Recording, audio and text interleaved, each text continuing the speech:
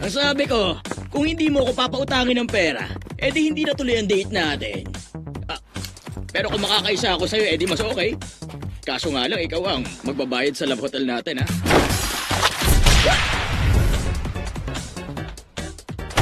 Kasapak ng isa! Uwisit, umas ka!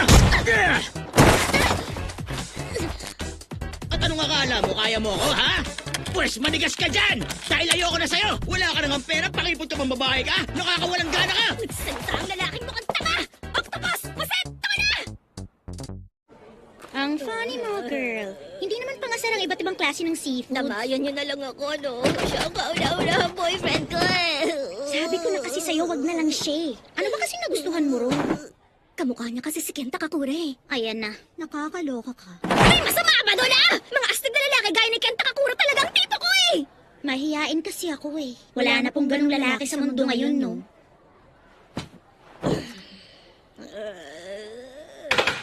Ano ba naman yan? Wala na ba talaga ako pag-asa makakilala pa ng katulad ni Ken? Teka nga, wala man lang ba makikiramay sa akin dito? Napakalapit talaga ng mundo. Ayun na naman yun. Huwag ka nga tumingin, kadiri ka. Ayos yan, palamanan natin ang magnet. Mas masakit to pag tumama.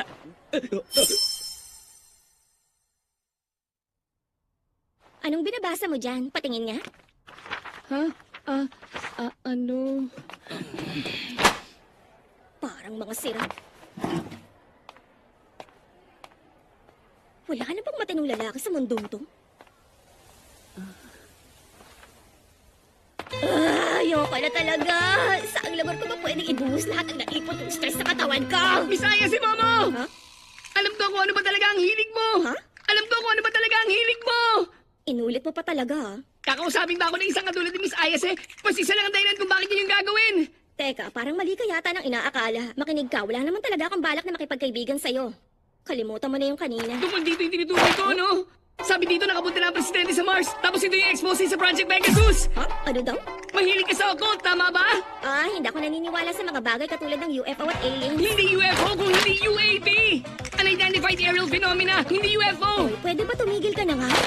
Opisyal na tinanggap ng Amerika na may UAPs nga talaga. Kaya ang Air Force nila naging Space Force na. Gumawa na rin ng Aerospace Defense Force ng Japan. Kahit saan mo tingnan, naghahanda na sila para sa malaking space war. Pwede ba ako umalis? Ano? Teka. Meron din sila ditong latest image ni Nessie. Ayan oh. May article tungkol kay Lieutenant Colonel Jim Tanon andun sa rancho ng may skinwalker. Pwede ba manahimik ka na? Broken-hearted ako kaya wala akong pakialam din sa mga kalokohan sinasabi mo! Nakakainis talaga yung ugali ng mga nerd na walang ginawa ko din dada! Yan ang dahilan kaya wala kang mga kaibigan eh! Huwag kang ang feeling close sa akin dyan.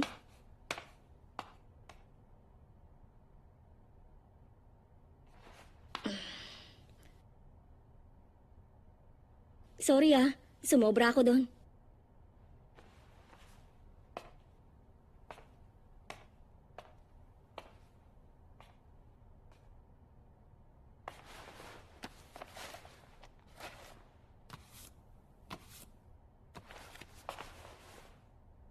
Heto. Hindi ako naniniwala sa aliens pero naniniwala naman ako sa mga multo. Ano ba? Hindi naman totoo ang mga multo. Ang weird ng trip mo tapos ay lakas pa ng loob barahin ako! Pwede ba huwag mga malitin ang occult? Para lang sa kaalaman mo, espiritista lang naman ko ang lola ko, no? Ano? Nakakita ka na ba ng totoong exorcism? Grabe, ang tindi talaga! Yung mga sinasapian, parang kinukonversyon! Pwede ka rin naman kumbulsyonin kapag may sakit ka. Hindi ang katibayan na totoong may mga multo nga talaga. Uy, salita mo! Bakit? May alien na bang nagpasakay sa'yo sa UFO? Ang layo naman sa logic ng tanong mo. Engot ka ba talaga? Aba, sumuko na siya kay Kenta Kakura tapos nalaman ang pinalit niya. Tingnan niya, parang wala na siyang pakisasasabihin ng iba. Okay na rin yan. Para magkaalaman, pustahan na lang tayo! Pag napatunayang may multo nga talaga, talo ka, kaya magiging utusan kita! Ipapakita ko sa'yo na may UFOs. Mali, UAP pala. Kapag nakakita ka ng ganon, ikaw ang talo. Miss Ayase, kaya ikaw magiging utusan ko.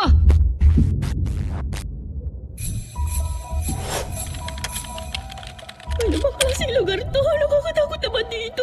Saan parte naman naging UFO spot to? Ang Nagi Hospital ang sanctuary ng mga taong gusto makakita ng UFO.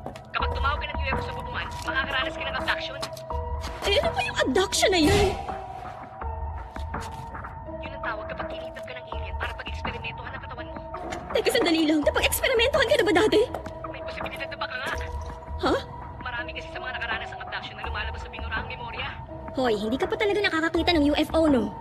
Ano mo ba yung regressive hypnosis? Huwag nang ibahin ang usapan, okay? Hindi naman mahalaga kung nakakita man ako noon o hindi. Ang usapan kung may ebidensya ba o wala na may ganun nga. Manahimik ka. Teka nga, kumusta ka naman dyan? Nandito na ako.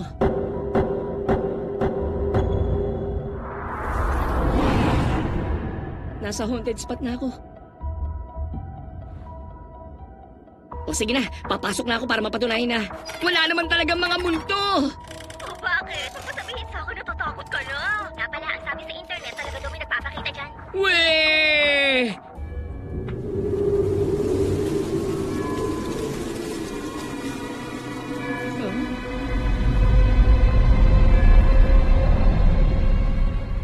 Du shy boy!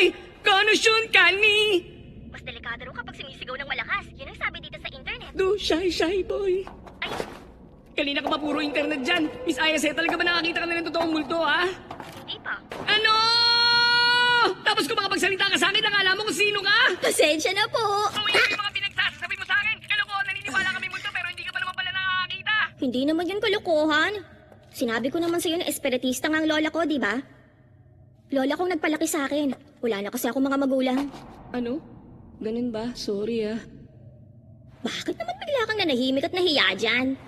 Pero alam mo, sa totoo lang, malala ang pagka-weirdo ng pamilya ko eh. Sa tuwing lalabas ako ng bahay, kailangan may gawin pa akong kung anong uri ng ritual. Pinapagawa sa akin yun hanggang sa makarating ako sa eskwelahan. Eh di syempre, pinagtawanan ako ng mga kaklase kong lalaki. Pag hindi ko naman ginawa, papagalitan ako. Eh saan ba ako lulugar?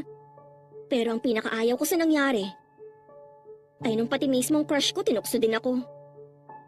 Nagalit talaga ako ng husto nun kay Lola. Sinisi ko sa weirdong ritual niya kung bakit ayaw na tuloy sa akin ng crush ko.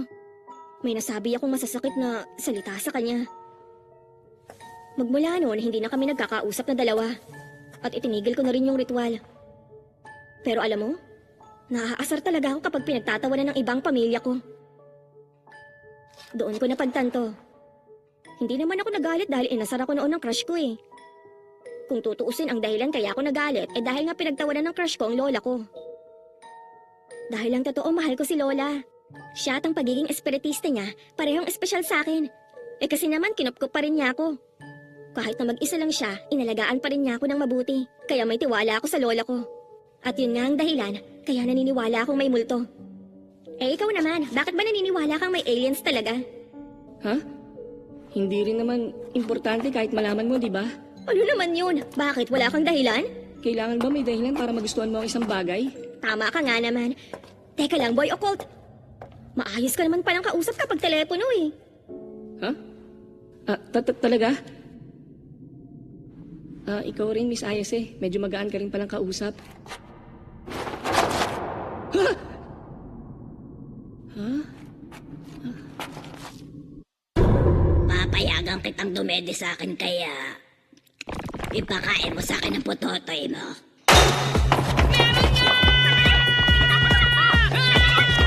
Hindi pwede, imposible! Dapat ang lola lang yung nakita ko!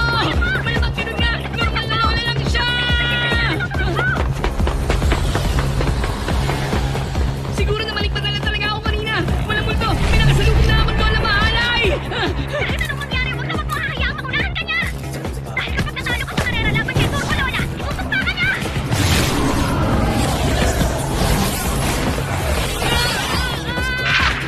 Hoy, boy occult! Nandiyan ka pa ba, ha? Hello, sumagot ka, hoy! Masamang biro ba to? Pupunta na ako dyan ngayon din. Basta maghintay ka lang!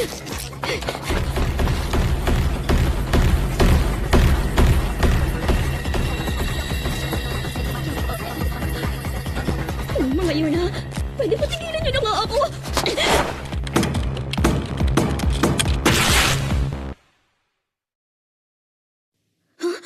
Magandang araw, babaeng tao. Ha? Kami ang Serpoyans.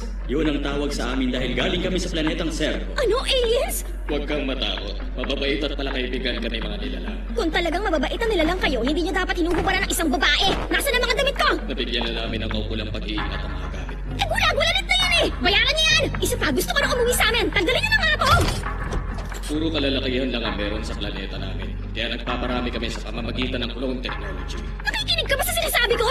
Pero walang nangyayaring ebolusyon sa basta pagkopya lang. Kaya nawala rin sa amin ang mga pangunahing emosyon gaya ng galit, tuwa at iba pa. Kaya naman para manumbalik sa amin ang kakayahang magparami katulad ng sa inyong mga tao, gusto namin makuha ang organong sa atin mo. Simulan na natin ang pagtatali. Pagkatapos ng pagtatali, kukunin namin ang matres mo at organong saging para sa pananaliksik. Mas manigas kayo! Umatol na ako sa mukhang tanga pero kahit boyfriend ko siya, hindi ko hinayaan kunin yung puri ko! Nakareserva pa rin ang pagkababae ko para sa kanya nakamura na makikilala ko! Hindi ko ito ibibigay sa nakakadirig alien na kagaya niya!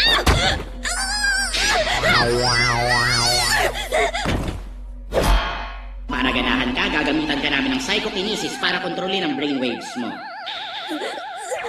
Kumusta? Unti-unti na bang umiinit ang temperatura ng katawan mo?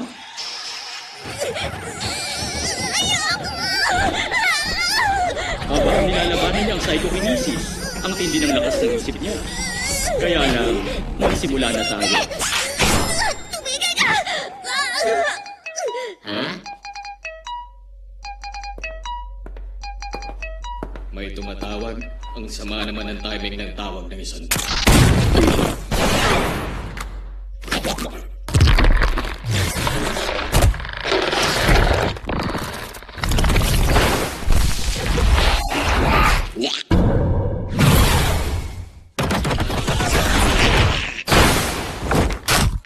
Huh?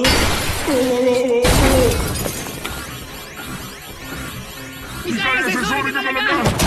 Totoo nga naman ito! Saan tayo na nabiktima ko sa panulong mo na wala? Boyokot! Mabuti na lang! Pakawalan mo na ako dito! At sino ka naman? Pinasok mo kami sa pamamagitan ng smartphone. Kahit kami walang ganyang klaseng teknolohiya. Tulungan mo ako, Pislang! Hindi ko na kaya pigilan pa ang sarili ko! Ipakain niyo sa akin ang mga putotoy niyo. Ano ba? Huwag ka magpatalo! Hoy, ikaw diyang lalaki ka. Hindi namin pinahihintulutan ang pagpasok mo dito. Umalis ka na lang ng matiwasay. Dahil kapag hindi ka umalis, kukunin namin ang saging mo. Kadiri? Sixth sense organ. Ang bilis! Hindi mahabol ang psychokinesis ko. Hindi, ang iniingat-ingatan naming saging. Magnanako ka ng saging. Serpoyan style. Serpogravity. Ay, Boyokot! Ngayon lang kami nakaengkwentro ng isang mabangis na nilalang. Sinisikap naming makipagkaibigan sa mga tao ng planetang ito kaya ibigay mo na ang saging mo. Sige, ibibigay ko! Kahit ano bang hingin niyo sa akin! Matagal ko na kasing gusto makakilala ng aliens! Mula pagkabata, wala akong mga kaibigan kaya umaasa ako na tatanggapin ako bilang kaibigan ng aliens! Kaya naman kahit ba nung elementary student pa lang ako, walang tigil na ako sa pagtatawag ng mga UFO! Pero hindi naman kayo dumating! Kahit anong gawin kong pagtatawag, ni minsan hindi pa rin kayo nagpakita sa akin! Binuli ako ng ibang mga tao bilang libangan nila. Tapos yung mga alien naman, hindi ako pinapansin. Wala man lang ni isa pumansin sa isang hamak na taong gaya ko lang.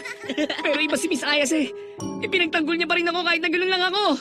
Kaya lumayo kayo, huwag niyo siyang hahawakan! Makakating mo sa akin ng kahit sino malalakit sa kanya. Para sa kanin niya, napahit na ako kahit panunalino ako! Kaya mo yan, Boyokot! Ipakita mong lalaki ka! Bye! Miss Ayas eh, hindi ko pala kaya to! Hoy, ang bilis mo naman sumuko! Hindi kami pwedeng makipagkaibigan sa isang katulad mo na bayolenteng nilalang. Isa pa, mas gusto namin ang mga babaeng tao kaysa sa mga lalaking tao gaya mo. Sige na, papainitin ko na uli ang gana mo. Ilabas mo ang chi mo. Ayokong gawin yan. Kaya nga lagi ako tinutokso ng mga kaibigan ko eh. Huwag ka namang ganyan. Kapag nakalabas ang chi mo, hindi ka maaaksidente o magkakasakit. Hindi ka rin lalapitan ng masasama. Una, ipunin mo ang enerhiya mo sa ibaba ng tiyan mo. Tapos isipin mo na lumalabas mula sa tuktok ng ulo mo ang chi. Ang weirdo mo! Nakikipag-usap ka ba sa mga alien? Ayoko na! Hindi ko na to gagawin! Momo, sandali lang. Ayoko na sa'yo, Lola! Peking espiritista ka! Bakit ngayon ko pa biglang naalala yung nangyari noon? Sorry na po, Lola. Napahiya kasi ako kaya ako nasabing mga yun sa inyo. Ipunin mo ang enerhiya mo sa ibaba ng tiyan mo. At palabasin sa tuktok ng ulo ang chi. Ano? Seryoso? Ano? Miss Ayas, ibig sabihin may psychic powers ka? Ewan ko, pati nga ako nagulat din eh. Imposible. Natatalo niya ang psychokinesis powers ko. Paano nangyari ito? Nasobrahan ba ako sa ginawa kong pag-stimulate sa brainwaves niya? Kaya hindi sinasadyang nabuksan ang chakra ng babaeng yan? Totoo pala talaga siya. Totoong espiritista si Lola, hindi siya manloloko. Salamat sa'yo, Lola. Dahil dito, kahit sino ang oras dyan, kaya kong paliparan!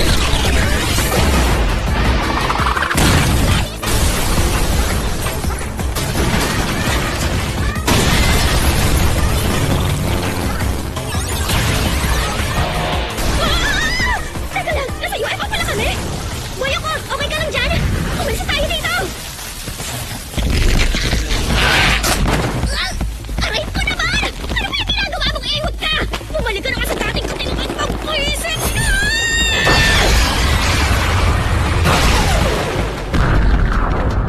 Turbo Lola? At sino kang pakialamera ka? Hindi ko natatanggal ang sumpa, pero wala na sa katawan niya yung Lola! Nasa mga kamay ko na ngayon ang pototoy ng binatang yan.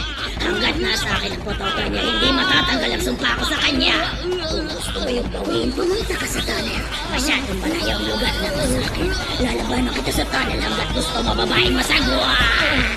Hoy, sino tinatawag mo masagwa ha? Hukloban ka! Ibalik mo yung John niya! Oh!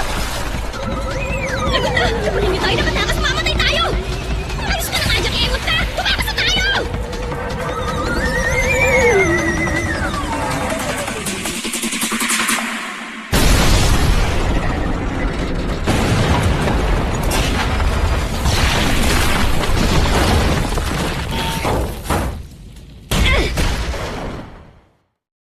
Sobra na to. Naniniwala na ako sa mga alien. Nakidnap nga ako kanina eh. Naniniwala na ako sa mga multo. Isinumpa na nga ako eh. O tapos, paano ka na ngayon yan? Ano nang gagawin ko? Sigurado magwawala ka uli kapag hindi kita pinigilan gamit ang psychic powers ko. Pasensya na. Wala akong uniform, wallet, pati smartphone. Lahat ng gamit ko wala na. Paano ko ba kasi matatanggal itong sumpang ito sa akin? Kailangan mong matalo sa karera ng pagtakbo si Turbo Lola. Sa kanya galing yung sumpa eh. Ganun ba? Sige, pupunta na ako kagad doon sa tunnel. Huh? Ngayon na? Miss Ayase, isuot mo yung damit ko para makauwi ka na. Sandali lang! Magwawala ka na naman kapag wala ako! Nangyari lang naman to kasi Huh? ako ang may kasalanan ng lahat eh. Hindi na kita idadamay pa rito, Miss Ayase. Pipigilan ko na lang hanggang sa makarating ako sa tunnel. Pagkatapos, bahala na. Bakit ba kasi ayaw mong samahan na lang kita?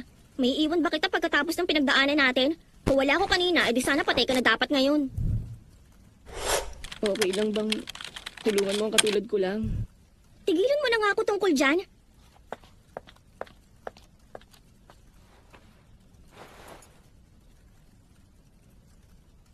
O ayan, isuot mo yan. Tayo na. Pasensya ka na. Talagang mahihain kasi ako eh. Huh? Miss Ayase, ikaw na lang ang magsuot nito. Sa bihis mo, hindi ako makakasalita na maayos. Teka lang, bakit kumakabog ang puso ko? Ah, hindi. Nagulat lang ako kasi nagkataon na sinabi niya yung isa sa mga linggo ni Ken Takakura. Kailangan kong kumalma. Kalma lang. Teka lang, siya nga pala, ano ang pangalan mo uli? Madali ko kasing malimutan ang pangalan ng iba eh. Ha? Pangalan? Ako si Ken Takakura.